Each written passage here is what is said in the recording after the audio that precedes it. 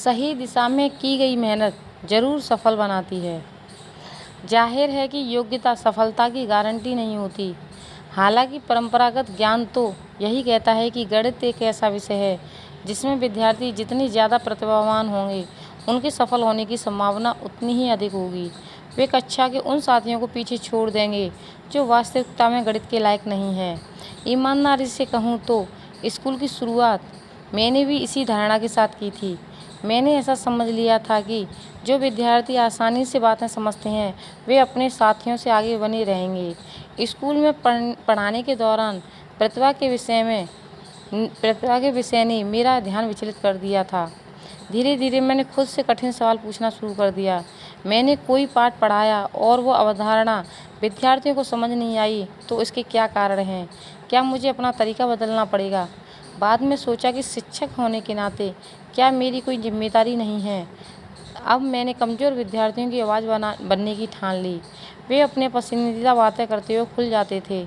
Basketball, गाने आदि पर उनसे खूब संवाद किया। जब हम लोग एक दूसरे के साथ खुल गए तब कमज़ोर विद्यार्थियों की पेचीदगियाँ समझ आईं।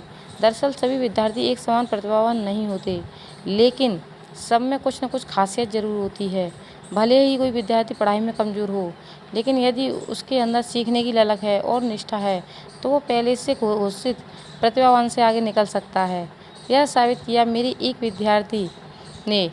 वह एकदम शांत रहता था और कक्षा में एकदम पीछे बैठता था। वह ब्लैक बोर्ड पर सवाल हल करने के लिए बड़ी मुश्किल से आता था, लेकिन मैंने उसके अंदर एक बात देखी कि जब उसे कोई भी काम दिया गया तो वो अच्छे से करता था।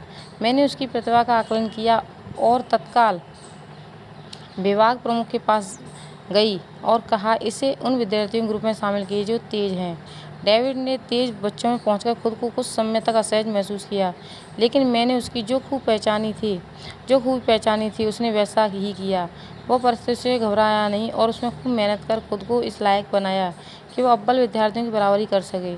दरअसल शिक्षक का कर्तव्य होना चाहिए कि वे विद्यार्थी की खूबी को पहचान आगे बढ़ें।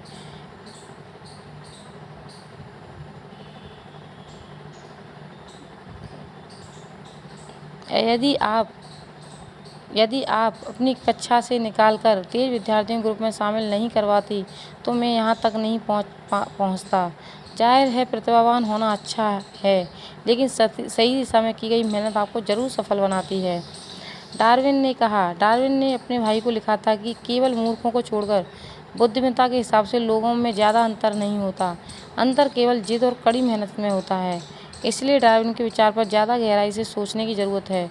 दरअसल जिद और कड़ी मेहनत बौद्धिक क्षमता से ज़्यादा मायने रखती है।